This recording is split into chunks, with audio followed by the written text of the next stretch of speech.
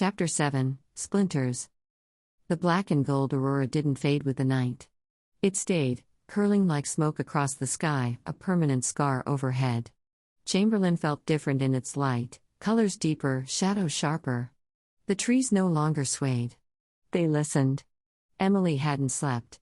She kept waking to whispers in her own voice, repeating fragments of the child's words. "You are the last gate." Downstairs, Elias made tea in total silence. He moved like someone used to waiting centuries. Aaron and Mari sat stiffly at the kitchen table, staring at the Codex Pyra, afraid to touch it. "There are more gates, aren't there?" Emily asked, stepping into the room. Elias didn't look up. "Not gates. Splinters. Cracks in the world where the fire tried to break through and failed. Each one marks a choice someone made. Or refused to make." Aaron frowned. "So this one under the farmhouse, the seed, was a failed attempt?" Elias nodded. "They tried to contain it. A test. They failed. The child you saw, she was its echo. A guardian, or a warning." Emily sat beside them. "And Kyle?" "Taken. Not consumed. There's a difference. The ash feeds, yes. But it also builds. Every fire has a purpose." Mari's bristled. "And what's ours?" Elias met her gaze. "To decide what survives." The kindled convened in the chapel that evening. The stained glass behind the altar pulsed with faint inner light. Aaron had charted disturbances from the hollow and the seed, but a new cluster of energy was forming in the east woods. "It's like a beacon," he said. "And it's growing. Fast." Elias frowned. "The ash is building a root structure. A network. Once connected, it won't need Alara to open gates. It will burn through reality on its own." Mari's threw her pen.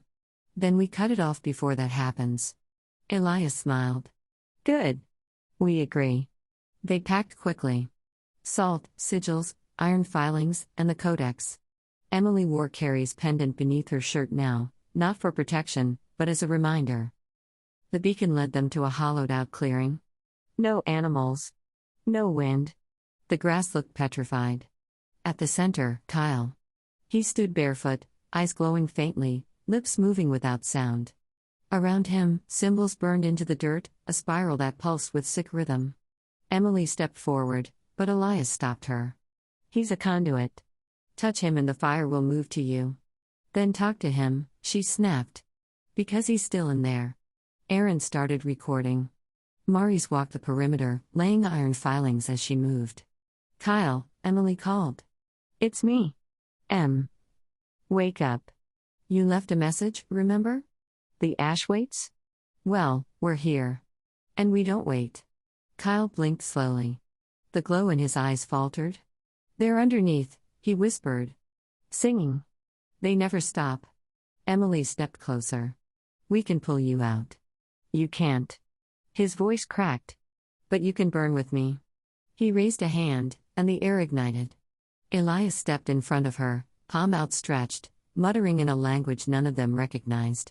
The fire recoiled. Kyle screamed, then fell backward, unconscious. The ground trembled.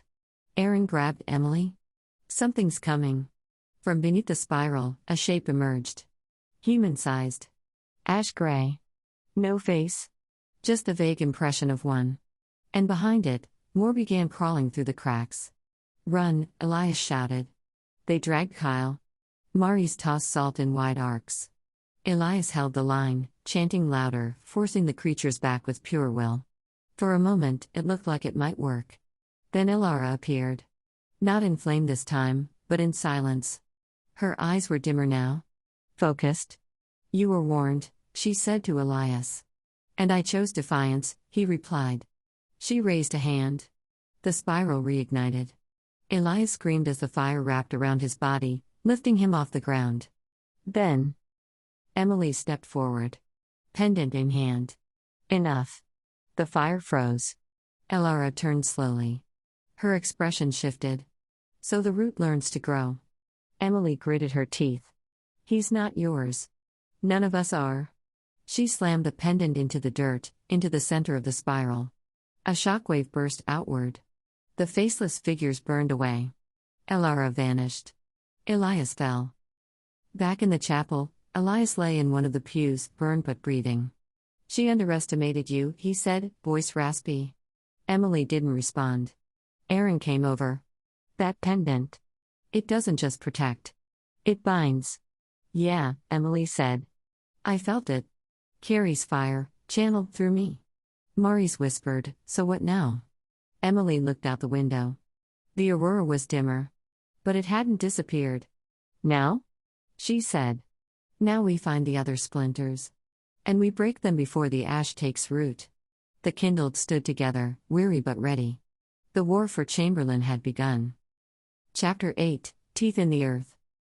The storm didn't break. It thickened.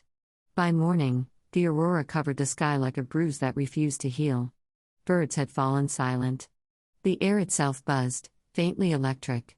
Beneath their feet, the soil held a strange warmth, as if something below still smoldered. Emily stood over Elias. His skin, blistered and wrapped in gauze, looked paper-thin. He hadn't slept. His eyes twitched beneath their lids like he was watching something none of them could see. You need to rest, Aaron said, trying to sound firm. I can't, Elias whispered. It's learning. The ash? Maurice asked. He nodded. It's not just consuming anymore. It's mimicking. Growing more like us, fast. Emily crossed her arms. Then we stay faster. The kindled split up. Aaron and Maurice would scout the eastern ridge, tracing new splinter signals that pulsed like static in the codex.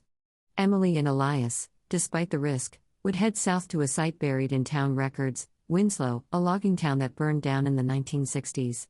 No survivors. No official cause. They drove in silence, shadows sweeping past the windshield like reaching arms. You were adopted at 6, Elias said eventually. But the fire didn't begin there. You always remembered something older. Emily kept her eyes on the road. They called it trauma. I called it dreaming while awake. You drew it, Elias said. Smoke. A woman's face. That was the ash watching you. It saw me before I was born? He nodded. And it's been waiting ever since. Winslow was mostly gone, reclaimed by the forest. All that remained was a cracked foundation and a rusted swing swaying in windless air. But as Emily stepped from the car, the hum hit her like static behind the teeth. Another splinter. They found it beneath the gnarled roots of an uprooted tree. Elias brushed away the moss and soil to reveal a cracked disk of stone, its surface carved in concentric sigils. Emily's pendant vibrated against her chest. This one's dormant, Elias said, running a finger over a symbol. But aware. Can we destroy it? No. But we can bind it to you. Mark it so the ash can't take it first. He handed her a thin blade. Blood binds. But only willingly. Fire honors choice. Emily hesitated, then sliced her palm and pressed it to the stone. It pulsed. The ground shook. Miles away, Aaron and Maurice followed the scent of rot to a collapsed barn hidden among pines. The interior was thick with ash and the copper tang of something wrong. They found a pit at the center, stone-lined, yawning. As Aaron approached, something beneath the boards shifted.